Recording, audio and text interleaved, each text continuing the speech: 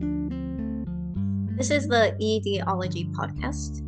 I am your host, Elka Kubaku, licensed social worker and psychotherapist. In this podcast, we explore divisive issues around food, health, and body image with the goal of mending relationships within the eating disorder recovery professional community and creating a space where a multiplicity of perspectives can coexist harmoniously. This podcast is uncensored and encompasses the political and ideological spectrum. If you believe something you hear is harmful or misinformed, please be respectful to the speaker. And also, feel free to reach out about recording another episode on the same topic from your vantage point.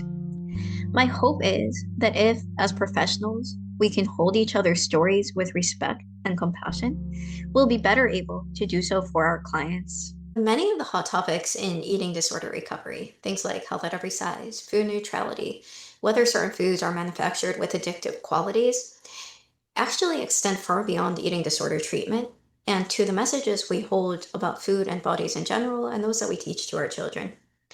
In this episode, I'm joined by Katie Gilder, who's a registered dietitian. We talk about how we address these issues with young kids. We discuss whether there's healthy versus unhealthy foods in our homes. If we communicate distinctions between food types, such as mealtime versus dessert, to our kids, how we respond to children's comments about different body types.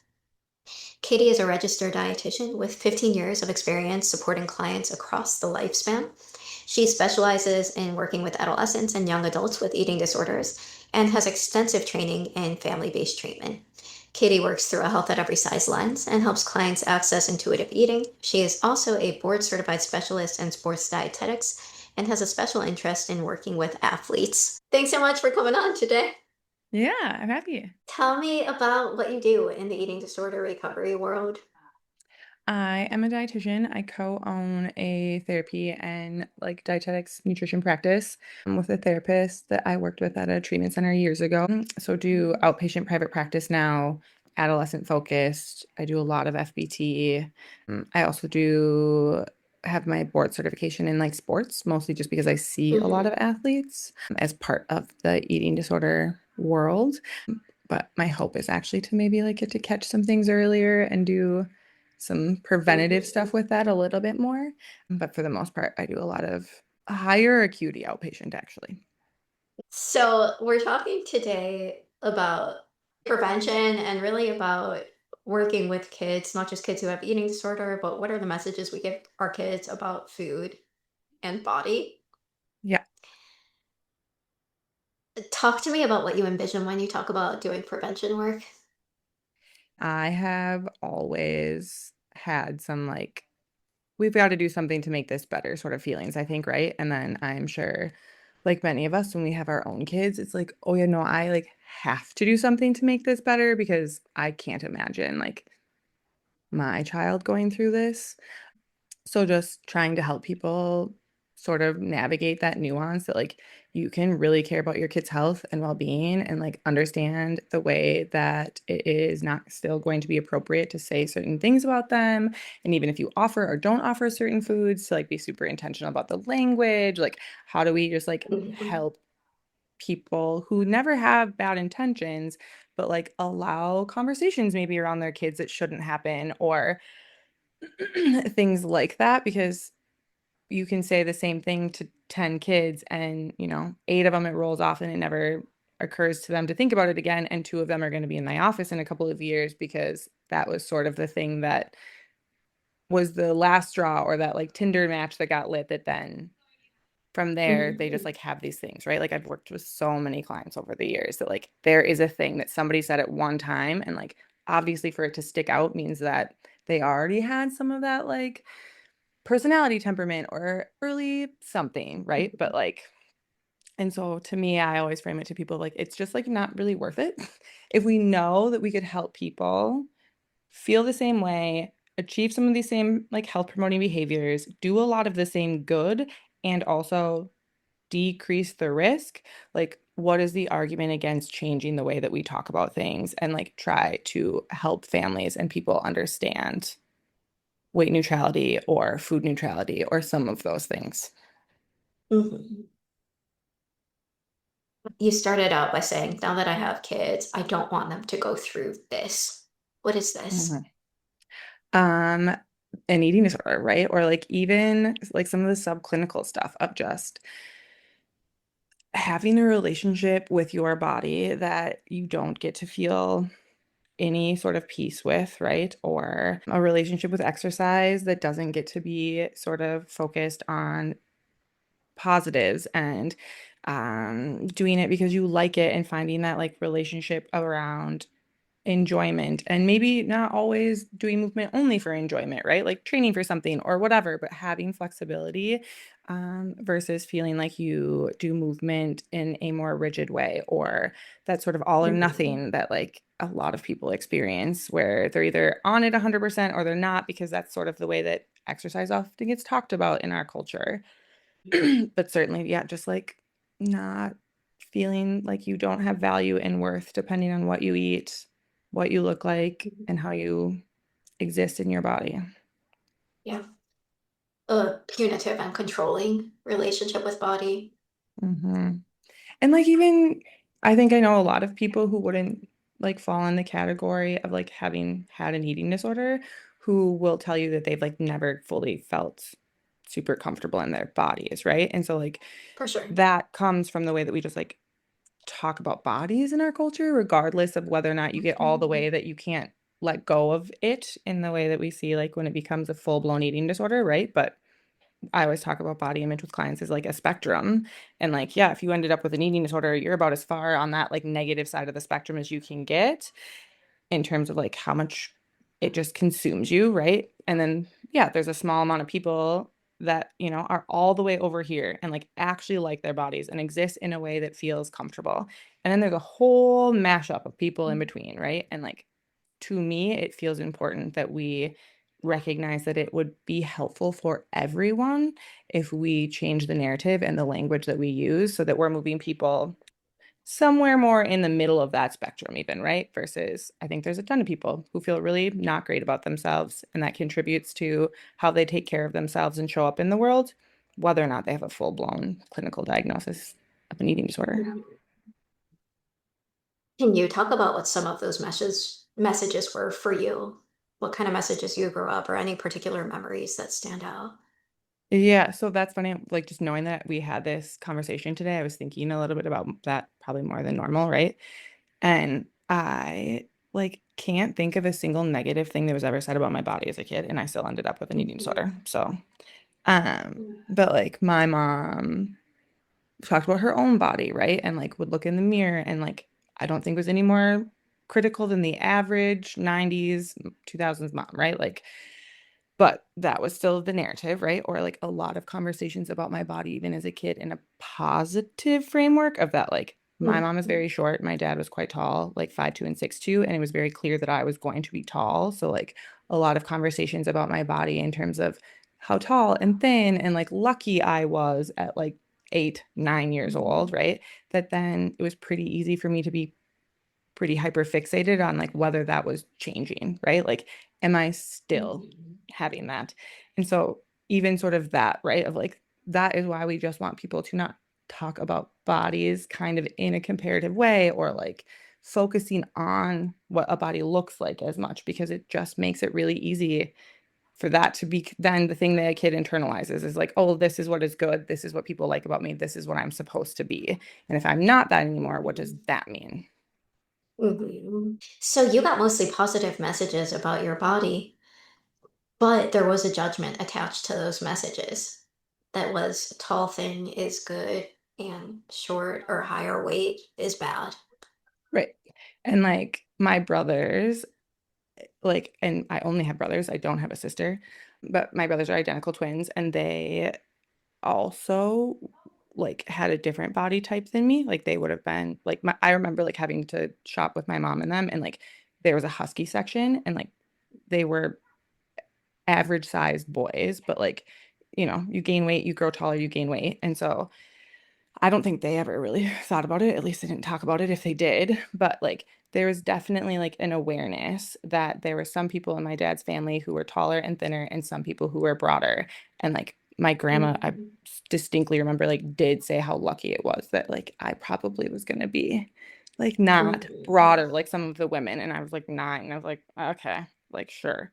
But, like, not that long Mhm. after that in puberty, I was like, "Oh, are my shoulders too broad? Like, is that going to be a thing? Like, should I be concerned about this?" Mhm. Yeah, and those are the messages that you don't want to pass on. Yeah, right, like, what is the benefit of that? It Mhm. doesn't change people's health behaviors. It doesn't, make them more aware of the benefits of sports, right? Like, it didn't contribute, at least for me, in any positive, meaningful way to, like, navigate the world Mhm. in terms of a positive health behavior, but it did make me really focus on whether or not I should be trying to control my body more. And I think that is Mhm. a pretty common experience for people, right? Like if your mom talks negatively about your body, you compare your body to her because that's the person you're around a lot. If your grandma talks negatively about bodies and then her child does, that's your mom, and like that just sort of generational cycle of even families that maybe say it in a more positive way, like, oh, we're just big hipped women, which like I think is sort of the best case scenario is people of like talking about body acceptance in that way.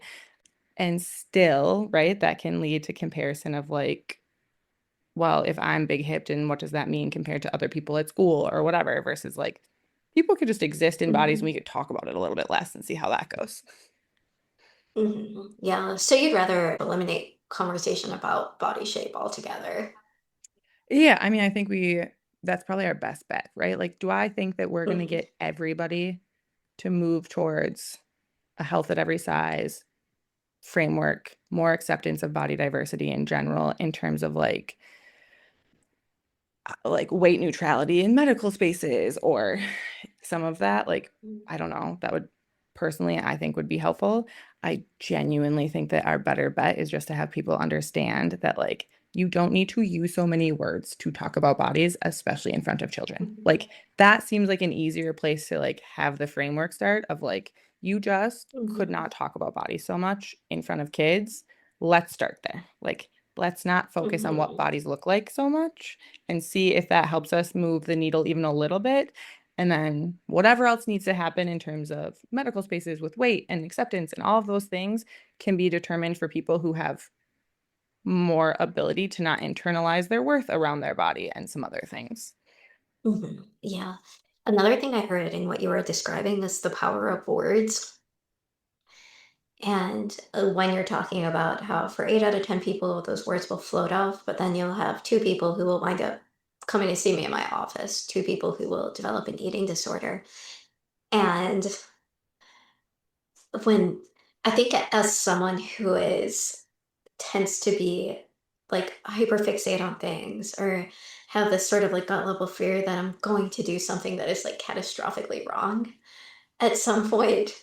I can see, and I've seen this sometimes when I was working with teenagers with parents who are like, wait, like you're asking me to change how I talk, and now I feel like I just can't say anything, and I feel like it kind of strains the relationship. How do you work with that? I try really hard to just normalize that, like, one, you won't ever have full control. Everybody is going to say something, right? And I actually like using that example. Mhm. Like, nobody is causing anything, right? Because the same thing can be said to somebody and it cannot be a thing. And for somebody else, it is a thing. So, like, the thing isn't the thing. The personality, temperament, and some other things is what actually causes it. But I will often use the analogy of like, you also probably say 10 things that are positive and your kid just doesn't take them in, right? So like this isn't about that you don't say anything right or can't say anything right. It is about how they're processing information and like what is happening. It's like you're going to say 10 things probably positively and it's just going to be in and out their ears. But you say that one thing and you that was like a megaphone that went directly to sort of that looping thought that they already had that aligned and now that's the thing that gets stuck. And so the goal isn't to not say anything wrong. It is to like be as intentional as you can that the less you say probably about food and bodies and whatever just gives us more chances that that doesn't happen. Mhm. Yeah. When you talk about the individuality of the way something is received, what I think of is moving from a judgmental right or wrong process to a relational one. So it's not like these particular words are bad and are wrong and should never be said, but it's can we talk about how we're impacting each other and what are you taking away when I say that? Right. And I think especially for like kids and adolescents, the the nuance is the missing piece, right? And like they're they aren't going to understand nuance or have the ability to not internalize some things. They're more often than not going to ask for clarification. And so it's like the less Mhm. we just sort of maybe talk about good, bad, fat, thin, whatever the descripting pieces of body are that people sometimes will be using about themselves or others, or sometimes children, that it will just be easier to be relational and have people feel Mhm. even comfortable enough to ever bring something up to you if they don't think that you have judgments about other people's bodies too. Mhm. Yeah. What I'm thinking of as you're talking is that there's judgment and there's observation. And kids by Hmm. nature are very observant, but not Hmm. judgmental, and the judgment comes for us. Hmm.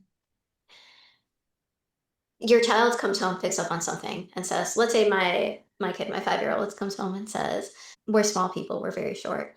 So someone in her class is like, you're smaller than everyone. Hmm. How do you respond to the observations that your kids have or that their friends have? Yeah, that is funny because like my daughter is in the 90th percentile, and it's like Mhm. interesting because I, as much as I like don't care about bodies, right? I'm like, oh, like my kid would probably tower over your kid then, right? Like Totally. some we're like some that would be observational probably, right? If like somebody's in the Right. fifth and somebody's in the 90th, that's going to be a clear difference, especially at early ages. Mhm. And that, right? Like somebody's always smaller, somebody's always taller. That's sort of how bodies work. Mhm. Yeah. So you're not denying the observation because I think that's what people are afraid of when we talk about talking less about something is, oh, are you going to just deny reality? And that is actually something to what I've been talking to her about. Like, firstly, I'll be like, oh, me too. I was also always the smallest. And then we'll talk Yeah. about how it doesn't matter if you're tall or short or fat or skinny or dark or Yeah. light. It matters if Right. you're a good friend. Um, Right. and then my daughter's takeaway from that was like, she's like, Adar, our 2-year-old, she's like, he's gonna be so cute when he grows up because he's so fat. Which is like we love is when kids say things like that, right? And it's like, could we just like, yes, like what if everyone just felt good about bodies? And then again, when we get older, when Mhm, people are adults, when there are health decisions to be made, I feel like that could be a completely different discussion. And I think sometimes that is gets mhm, pulled in of like, well, what about? And it's like, no, no, no. People could just like feel good about their bodies and we could reduce the mhm, judgment about bodies in general. And that would be a net positive. And that conversation can just actually be completely different over there in a different mhm, space for what adult bodies do and even older adolescent bodies making decisions. mhm, But in terms of how we want people to grow up feeling about bodies with more neutrality mhm. and less Yeah, so judgment. the what about health conversation Yeah, doesn't need to be present in right. children. Like it's going to be beneficial for everyone's health if there is just less negativity around bodies. Mhm, That yeah. is a net positive in my opinion. Mhm. Can you talk about what some of the kids who come into you, what types of stories they're entering with? Sure. I would love to catch an eating disorder early. Like it is almost never the case. I think partially because of this conversation we're having, right? That like some weight loss is often framed as positive for any kid in a larger body. So by the time anyone ends up concerned, it is usually quite concerning. And so like that's a pretty common narrative. People in smaller bodies, it is still often not a thing until it's a thing because all those behaviors are normalized at first, or like there's still a lot of easy ways to kind of frame it as a not that big of a deal yet, like kind of thing. So, I mean, pretty often we are not even in outpatient, right? Like it is people who have been on not doing well with their eating disorder for a while by the time we are seeing them. Hence why I'm like, it would be so great if we could just start doing some preventative stuff. Because when I worked in higher levels of care, obviously, like, yeah, we're going to see people who need higher levels of care. But now, like, years an outpatient, I'm like, I'm still just doing FET with people who could also do higher levels of care. Like, would love to have caught any of these earlier, but it does seem like that is just hard. And I think part of why it is hard is because it is just really normalized to want to lose weight, to be trying to lose weight, to even in kids and adolescents.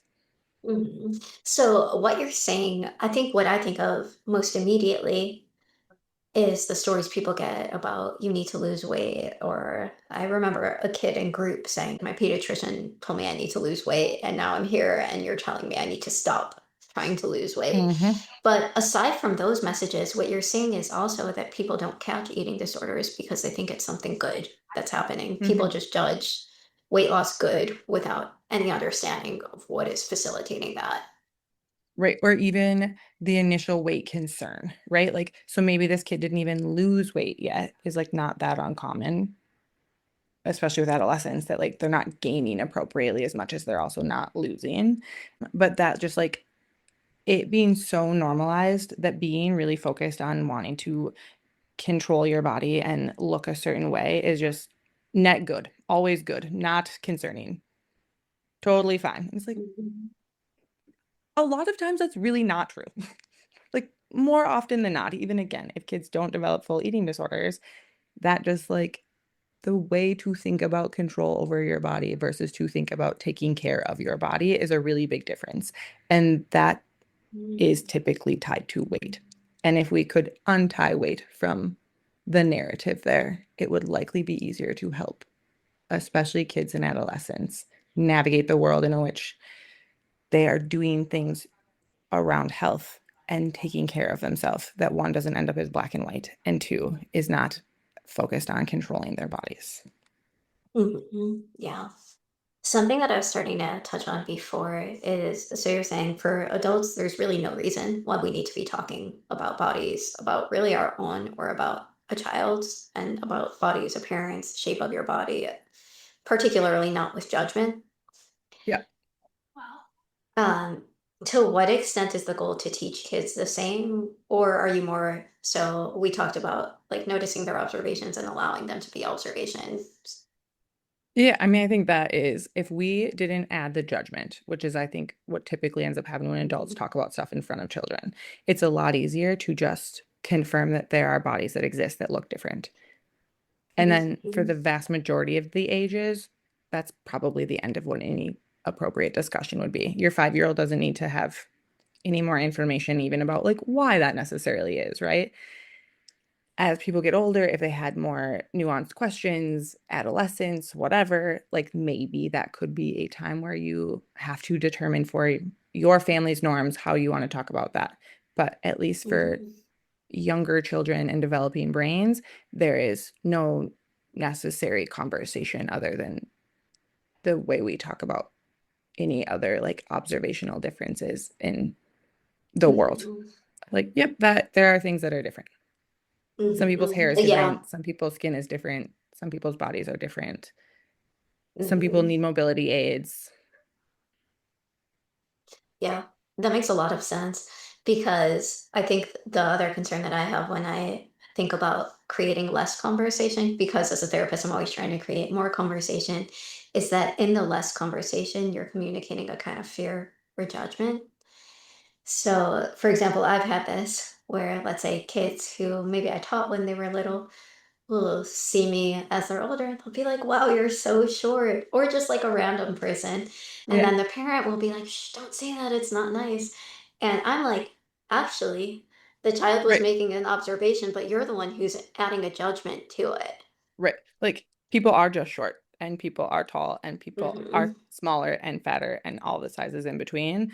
If we just confirm that that's how bodies are, that's a Hmm. lot easier Yeah. than trying to like not ever say anything, but like Hmm. we don't necessarily need to be talking about it. We can confirm what Hmm. they're noticing in the world when they do. Yeah. Yeah. I want to pivot now to a conversation about food and messages about food. And sometimes these are tied to weight, but sometimes they're also tied to I don't know if there's, I know in the eating disorder recovery world, there's some controversy around whether there is such a thing as healthy versus unhealthy food. What are your thoughts on that? And your thoughts on that in the context of a family and of raising kids? Sure. My thoughts on that are, again, why do we have to be classifying things in that way? And like, what is the benefit? So there is nothing wrong with objectively knowing, and like this is what I talk about it with clients too, that there are some foods that are providing more nutritional density, right? Like you are eating broccoli Mhm, for a different reason than you are eating Skittles. But that does not mean that we shouldn't eat both broccoli and Skittles. And mhm, so, like, we don't have to pretend that those foods have the same things in order to talk about food in a way that we want to feel neutral about all of those things, right? And there is a place mhm, and a purpose for eating just for pleasure. And there's also people who just have higher calorie needs. And so, like, the types of foods they need to eat might have more caloric density and not always as much like nutrients, but like calories is part of how we meet people's needs just overall, right? Or mhm, different reasons in terms of sports and things, right? To eat something that is mostly just carbs. And so if we are just more neutral about the fact that like there is just a lot of room if you have a flexible relationship with food to offer a lot of different types of foods. And again, the judgment doesn't need to be there, even if we're often, I mean, it's your job as a parent to offer as much variety of food as you can, to structure food as much as you can in a way that meets your family's needs and provides the nutrient density for your children that you can have access to, right? I think, mhm, at least in my opinion, it is also helpful from a like inclusivity lens to have less judgment about food because I think the vast majority of people are always trying to do the best that they can with nutrition in their families. And there is a very mhm, significant socioeconomic status, like part of that. And also like education, understanding, and the way that people talk about food on the internet is certainly not helping that get better, right? Like it's just more confusing for mhm, people. And so if we can make there be less judgments about food and more kind of focus on are we giving people a good variety of foods? Do you have an intentional relationship with food is really a good starting mhm, place even. Because I think that again, if people feel like they're not doing it perfectly, sometimes that is actually less of a motivator. And then they end up sort of just not thinking about it because they're not doing the right things anyways. And like, oh, there's just like it's a mhm, whole space where you could be doing, the lowest entry into sort of thinking a little bit and not needing to always feel like it has to be perfect. And the way that food is talked about, I think often makes it so that people feel like they can't do anything right. So why try? mhm, yeah. So there's a differentiation here again between observation and judgment. Yeah. And what I hear in the observation piece is you might need different foods at different times, or there might be a situation when somebody is not getting the nutrients they need and need to introduce different foods, or maybe replace something they're eating with something else. I'm more of an inclusion versus exclusion, but I think there's a lot of space for Mhm, people to be adding things into their diet for sure, right? Like the vast majority of mhm, Americans don't eat enough fiber. So like pretty easy to say that just like as a dietitian, a lot of people could benefit from being more intentional about adding fiber sources. And I think that is an easier mhm, way to talk about it and help families understand, then you shouldn't be eating some of these things that already work well for your family and people like and enjoy. mhm. And the Yeah. narrative around food is often the exact opposite, at least in some of the Mhm, spaces that exist in our culture of like, well, just that's bad, don't eat that, or that's terrible. And it's like, that's not a very helpful mhm, starting point for most people and quite unnecessary also for the vast majority of people to completely mhm. eliminate anything. Yeah. What's the concern when you talk about judgment or about even some sort of acknowledgement toward kids that this food might be good for you and this food might not? I think that same thing, right? Like kids don't have nuance. And so it's really easy to start to think that you said it in a way that, you said that, but you still offer those foods. I think a lot is like what I see in my office actually is like parents who Mhm. offered a lot of things, but still made more comments than maybe we would ideally like. And so it is great Mhm. that you set the narrative in your home of like all foods can be around. And if you make a lot of comments about those foods or put a lot of hierarchical stuff in there, like that is still typically internalized. And so when some of those increasing thoughts that might be tied to weight or whatever do come in, it's like pretty quickly that that stuff gets tied together and well, this is Mhm. bad now instead of like maybe we shouldn't eat that quite as often as something else. Yeah. Can you talk about or get a little more specific, either with yourself or with some of the people who come into you, what types of messages or like what was said to you around food and how you took that as a child or as a teenager? Yeah, that's I so my mom, again, I'm like, I can't like I think just with all the language around like almond moms and different stuff, I'm like, my mom was none of those. Like she was a very like I remember my mom going on diets. She like did the cabbage soup and did stuff. She was always in a smaller body, but like went on diets. But we had a lot of different foods around. Like my dad packed a Coke in his lunch every day. We were allowed to like have Shasta. It was limited, but like I feel like more for financial reasons than anything else. But we didn't have like candy. Like she was like a no like sugar food household, even though like we could make Kool-Aid.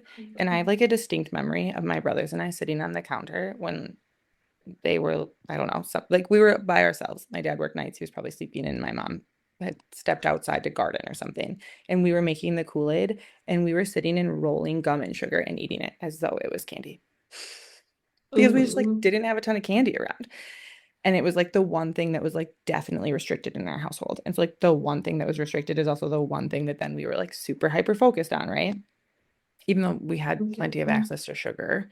And I don't think any of us were like sucking down Sunny D all day. Like it was just around. And so we could have it sometimes. Mm. That's so interesting to me. And I think this is actually starting to kind of touch on the food addiction conversation, which is a separate one. But you start to have the question of does restriction trigger wanting more of something or does having the thing trigger wanting more of it?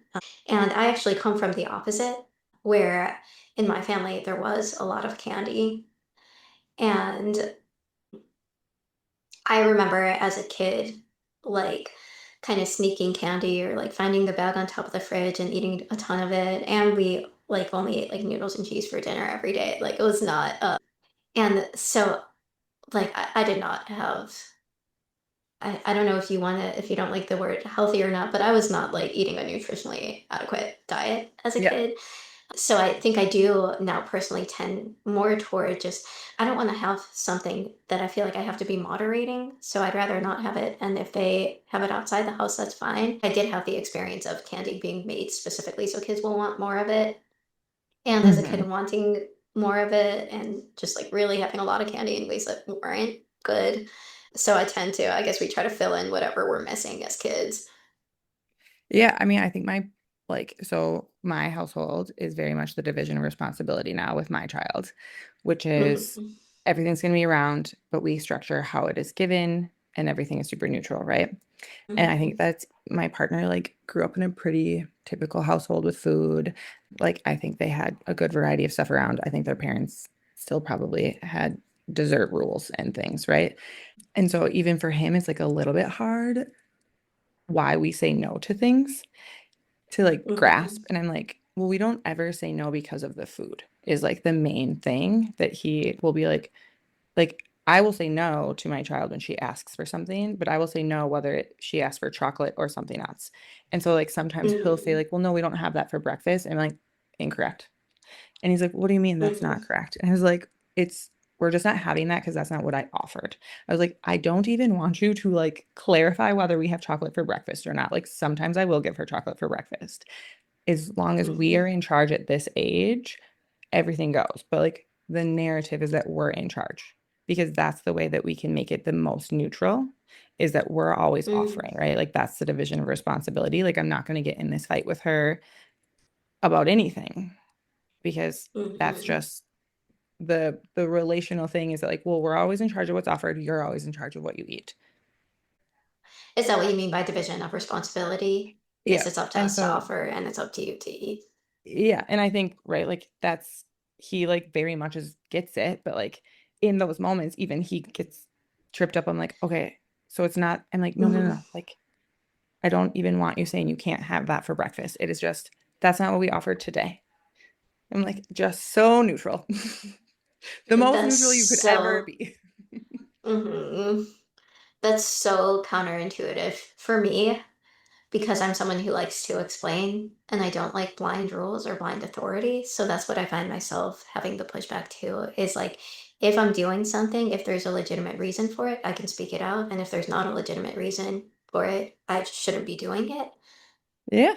I mean, I really get that. And at this age, like they just don't, like our job is just to be the people who are setting the structure, right? And so like the Hmm. explanation is just like, that's not what we're offering today.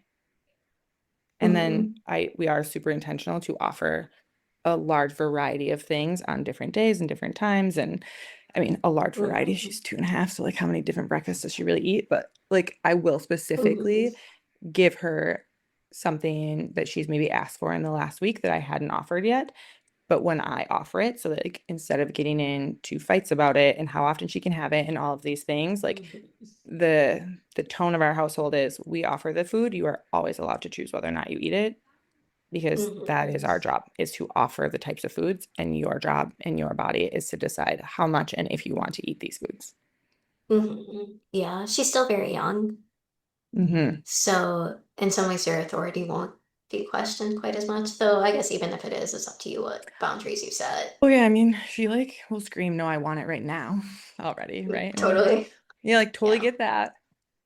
Really fair. It is frustrating, but like, I don't know, she Hmm. does that with toys, right? Like the same way that they do it with Hmm. toys or other things, or like, I don't know, what did she want to do the other day? Ride her bike in the morning, and I say no because if it's a school day, like I just don't want to have that fight. So I'm just like Hmm. very particular in general of like, let's have a routine of the same things happening in the morning that always happen Hmm.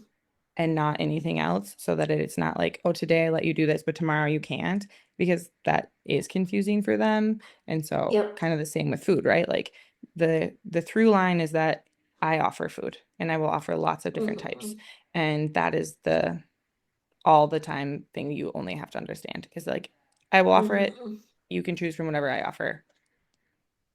Right. When there's a kind of consistency in that, maybe there are less questions.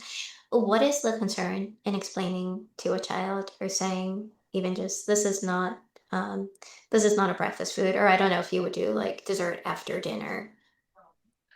That it is still creating like a hierarchy a little bit more than just like Hmm. the narrative being that I'm just in charge of when we offer things. And so Hmm. if it is something that is only allowed at certain times, like that is going to invite a little bit more focus on like, well, when is that next time I can have it? And like that sort of Hmm. mindset versus you can have it often, it will keep showing up. But at your age, Interesting. the thing that is going to be consistent is that I'm offering it versus you needing to think about asking for it and begging for it and trying to get it as often as you can. Hmm. Interesting. So it creates a like even the dessert after dinner is a okay, then I will eat my dinner in order to get that dessert. Hmm. Yeah, so like specifically the division of responsibility like does say not to offer dessert after dinner as much as possible and to offer it as part of dinner or like at different times so that kids Mm. don't get in the habit of thinking that they will eat their dinner in order to get that thing instead of listening to their body of how much they want and having dessert be either part of that or at other times. Mhm. Mhm. Is there any concern that if there's dinner together with dessert, they will only eat the dessert and not the dinner? For sure. I mean, like that will happen sometimes. And you could offer your kids a lot of things and they might only eat the one part of it. And so, like, will Mhm. it happen sometimes? Absolutely. Will it likely happen, or at least like that's what a lot of the research shows around like the division of responsibility and like why to do it this way is that it is actually more likely that if you don't have things as often, they will prioritize something that they don't have as often and eat more of that For versus sure. if it is a little bit less exciting, more likely that they would Mm-hmm. have it just be a part of it. For sure. One question that I'm having is, so right now, and especially since your child is young, you're choosing what they eat. Hmm. At a certain point in the future, they're going to be choosing what they're eating. And I'm thinking even Hmm. in my family where I have a 5, 4, and 2-year old, the I mean the 4-year old in particular, he will if he wants something, he will get it. Like he will climb up to the top shelf of the closet and get it. I'm not even sure what I would have to do to have that level of control. It's just not a reality. Sure. So how do you navigate that? I think the older your kids get, part of that division of responsibility, and four wouldn't be it yet, but that you do have things that like they can choose for themselves. And that's still you Mhm, deciding what those foods are, right? So, like, here are things you just have regular access to all of the time, and it's unlimited. Here mhm. is stuff that Yeah. is still when we are structuring the offerings. Mhm, And the hope is that the more neutral you are about food and the more you have exposure to a large variety of foods for the vast majority of at least neurotypical kids, that's going to work out pretty well, that they're going to be more accepting of things. mhm, Certainly, if you have people who are less accepting of foods in general, that there's some sensory stuff that is not like this isn't going to magically work for everyone. Like it's not going to make it so that mhm, they don't have sensory preferences and things like that.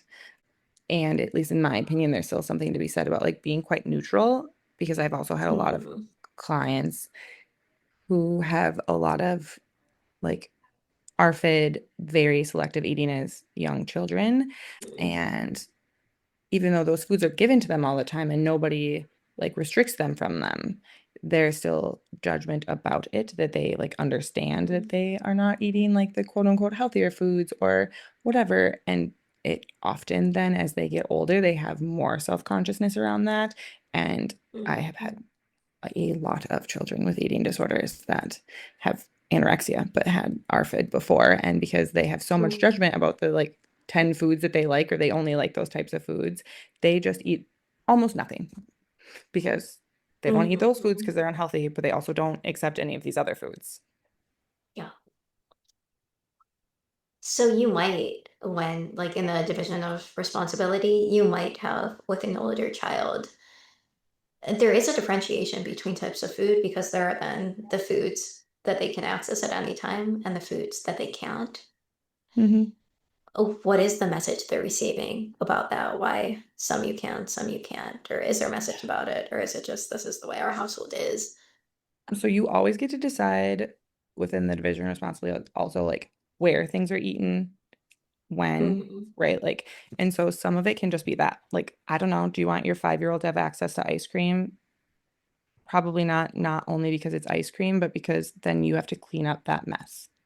And so like Hmm. there's just like a lot of other ways to navigate that. And like there's just a lot of things that are true at once about food, right? Like you can't do that also because of other family norms and rules where like this is a food that's very Hmm. easily accessible for you. You can access it, throw it away, take care of it on your own.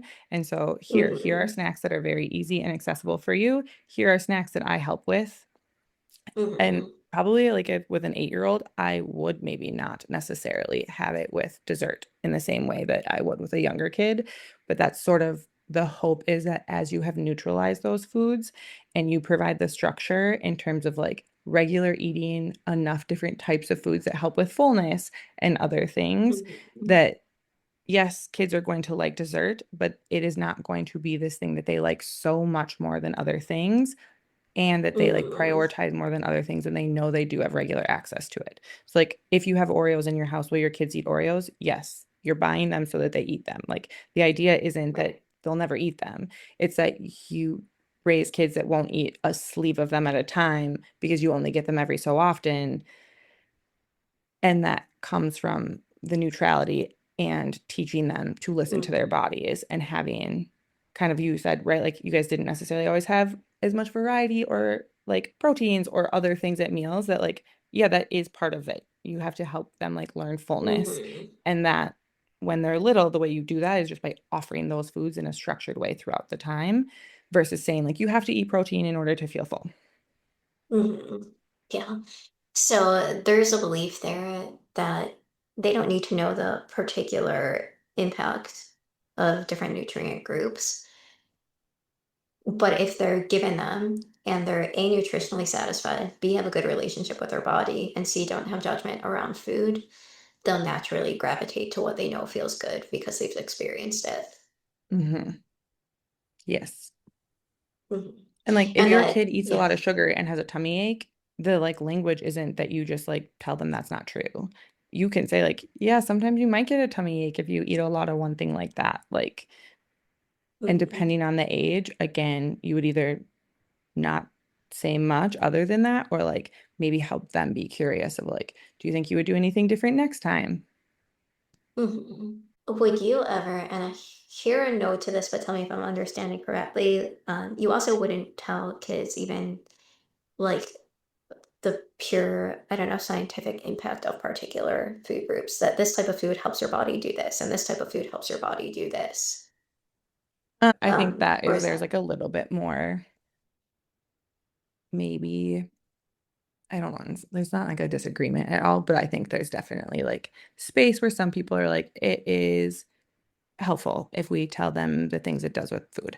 I think like Mhm. that kind of depends on your family, your household, your kids' temperaments too, right? Like I think that Mhm. there's a lot of space that some people again could hear that like protein helps their bodies get strong and like that's all they hear. And other Mhm. families that maybe like they have all of the best of intentions of saying that in a neutral way, but like how you offer food in your household with frequency and other things, like they'll pick up on that in that way too. So like Mhm.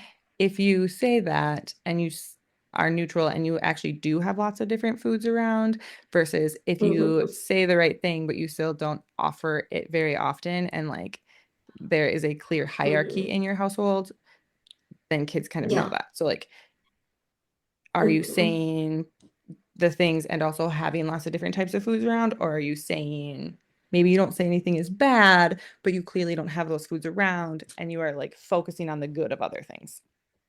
Mhm. So that actually zooms it out from the emphasis only on words to what you believe and what you're doing actually become Hmm. much more important. And I feel like that's actually a really important point because we can get too fixated on words and it becomes about saying the right or wrong thing and you start to kind of lose the spirit behind it.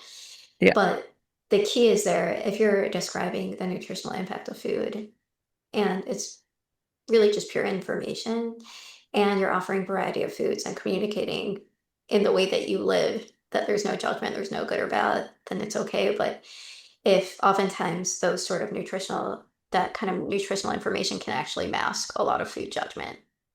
Yes. It does seem so temperament dependent. And I think that's the reaction I feel myself having is that I want to know everything and like want to explain everything and understand everything. And I think that is a temperamental thing. And for some, I think it does depend a lot on some of the underlying messages we have when we communicate things. But I Hmm. think sharing a lot can be anxiety driven.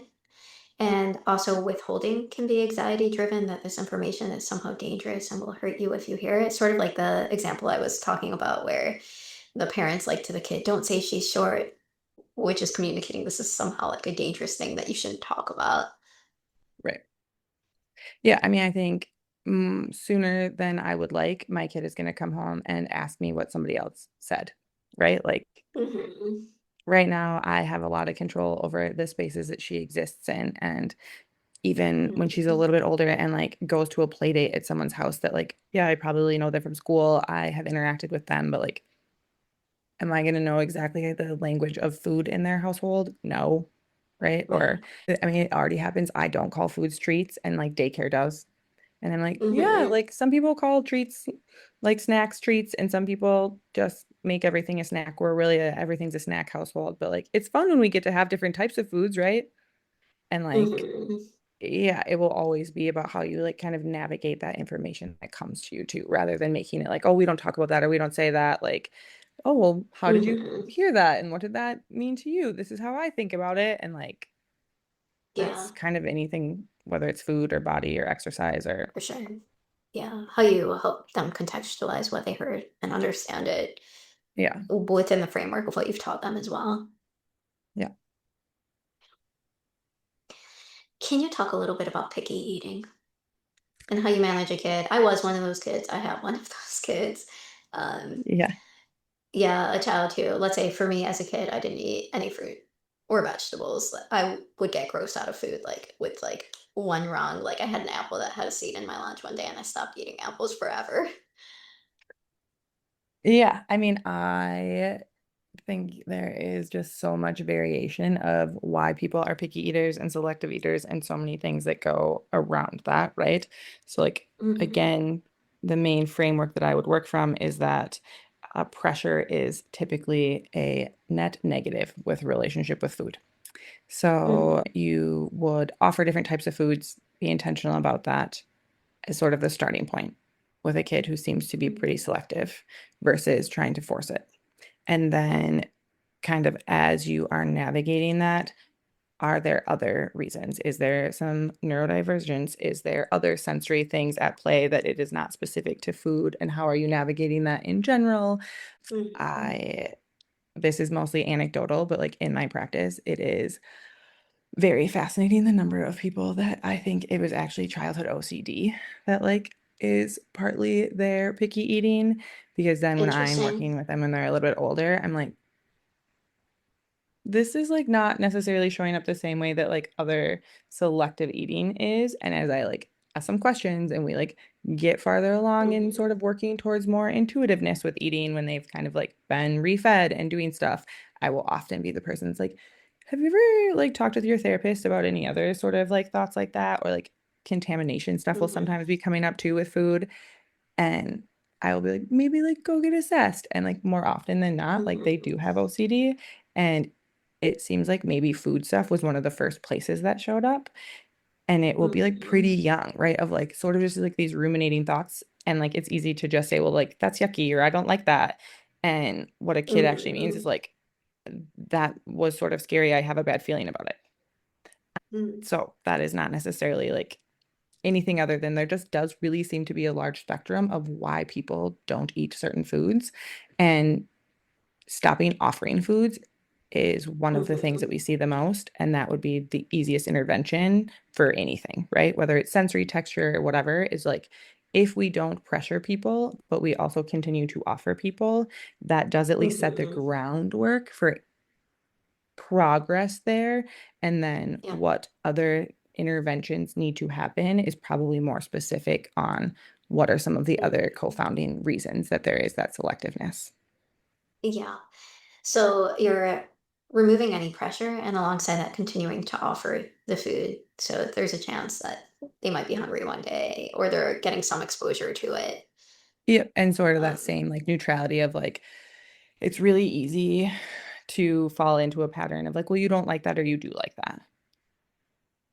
Because mhm. that like, I mean, it does suck to throw away food all the time, right? Yeah. Like food waste just really is unfortunately a part of if you want to sort of navigate the offering stuff at Mhm. times, right? And so if you're still offering something you know your kid doesn't eat, like, yeah, you get to be frustrated about that. You can try to navigate it with like family style meals or some of those things is like one of the suggestions. But the main thing Mhm. just being like not reinforcing you don't or you do, just sort of like, I don't know, sometimes you like Mhm. that, or like in the past you haven't, like if they say, I don't like that, like in the past you haven't always, but like, did you know it's really fun that as you get older, a lot of people have their tastes Mhm. change and like, we're not telling them they will. We're just saying a objective fact that some people do.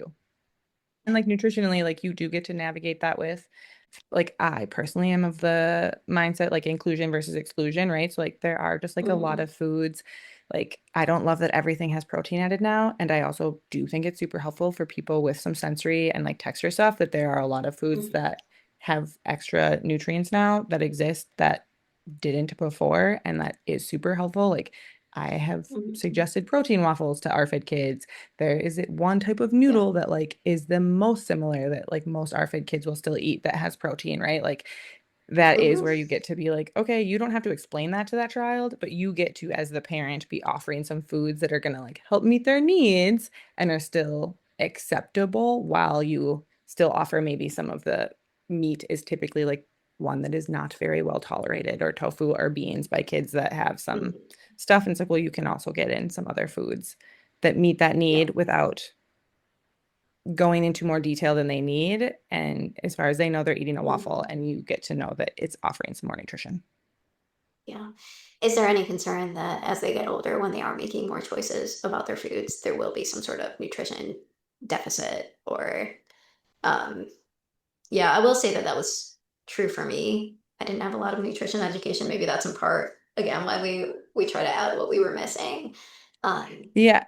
I mean, I think that is where like it really depends on the reason and how selective, right? Like there are lots of mhm. people who only eat 10 foods, but those 10 foods, while they're probably not going to have enough fiber, are going to get them the macros at least. And so like, okay, well then how do we navigate how to help them maybe get more fiber if they really don't eat any fruits and vegetables versus like if they won't eat hardly a single source of protein, that might be something different that you have to sort of figure out to actually make sure someone's not missing their nutritional needs, or are they just actually like Mhm. there's a lot of kids with selective eating who calorically don't eat enough because they also tend to be not super interested in food, which if you don't have a lot of different things you like about food and you are on the spectrum of not super interested to begin with, that's not that hard to have happen. And so that's sort of like Mhm. creating the narrative and the norm that like the structure around eating is non-negotiable. You offer food whether or not they want it. And I think again, that is something that sometimes doesn't stay. If somebody doesn't eat a ton of food or isn't super interested, people will kind of err on the side of like, well, they'll just get what they want. And it's like, well, no, your job is ideally to still provide that Mhm. structure and make sure that they are at least having to consider, because we are teaching them to be intuitive. Like, yes, it is naturally in their bodies, and also the environment in which we live is very distracting. And so we're trying to continue to build that relationship of, yes, that's fun, but Mhm. also this is necessary. Yeah, so you are very active in what you're teaching about food. You're just not really teaching it through words as much as through action. Yes. Mhm. Like Very you set the cool. tone of your household. You are the person that is like making sure that food is one priority. You're just not navigating all of the reasons of that and just like, this is what we do. Food is one of the things that we have to give our body. Mhm. You have to sit at the table for at least this long and then you can do whatever. You Yeah, don't have to eat. yeah. Last question. This is something that has come up for me. When there is a change in what can be eaten for different reasons, that's where I feel like there might be need for explanation. So, for Mhm. example, my sister had this where one of her children had really bad eczema. They were trying for a long time to figure out what to do about it, didn't really get any good answers, and they found that particular like food dyed food was making it worse. So I had to Mhm. stop her from eating that. That's one example. Another example I had actually recently was my daughter had like some pretty significant dental work that had to be done. And they didn't have an appointment open for a while, so we had to wait a while. And we could like kind of see it getting worse. And we're just like, we can't do like lollipops or hard candies or so Yeah. we had like a candy break in the family. And the kids actually didn't like really make anything of it. My son was even like he had gotten candy and like just gave me the lollipop and was like, can you throw this out? Because we're on candy break. But are there, in a case where there is a change, how would you navigate that? And would you explain, would you not? I think again, kind of depends on the age and understanding, right? Like there is certainly an age that you just sort of change it and you don't have to navigate it. But I think Mhm. like kids with allergies, right? Like Right. you will never have full control of how they react to that. And I think we still try to Mhm. talk to kids about that their bodies just need something different. And so like here are foods that you can have more of that, you know, Mm-hmm. your body doesn't react super great to that one, or right, like that food makes you itchy. Mm, and trying to be intentional of like as much as you can, like that is again just like an objective statement. It is not that that food is bad, that you are sort of trying to Mm-hmm. narrate any fear around it, but like that is just an objective statement. That food makes your body itchy, so like we don't eat that food, or that food does Yeah. that for your body right now, so we aren't doing that right now. Mm-hmm. Yeah. Information without judgment. Hmm. And I feel like that's where these conversations like tend to experience the most friction or conflict is between people who are very in touch with, let's say, eating disorder recovery and have seen negative effects of particular things, and people who are very intellectually minded and like to understand and provide the data and the understanding and the facts. And I feel like that's where we can start to build on friction or like find friction. Right. But I do hear space for some of both, even within Well, and I that. think, I mean, if you're pretty intellectually driven, then like the understanding for you would hopefully be what is your kid's understanding, right? Like their It's understanding true. isn't going to be the same as your understanding because they don't Mhm. have the same developmentally like Right. available tools in their brain yet. And so like Mhm. what your understanding is because you have a brain that can hold that, and Right. what theirs is won't be. And so your job is to Mhm. translate, right? It's not to Mhm. necessarily Exactly. withhold information, but like you can't give them all of the information because Mhm. it won't land in the way you want it to, right? Like, Right. Yeah. Very true. Thank you so much. Any last yeah. thoughts, comments, questions, concerns that you want to leave us off with? No, it was great. Well, I love that you do these conversations. It was very cool. Yeah, very fun. Thank you so much.